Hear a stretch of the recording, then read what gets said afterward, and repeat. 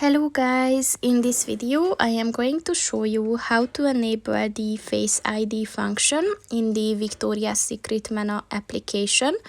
But first I just want to mention, don't forget to subscribe to my channel, because at 10,000 subscribers I am going to show you my whole YouTube revenue statistics and growth strategy, as well as how to make money online.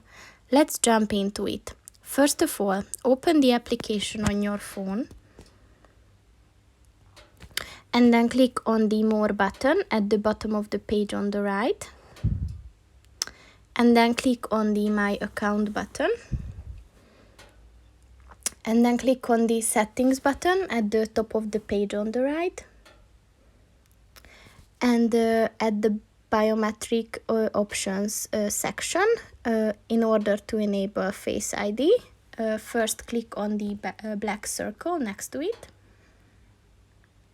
And once you identified yourself with the Face ID, it will say that you're successfully enabled this function. So that's pretty much it for this video, guys. See you in the next one. Goodbye.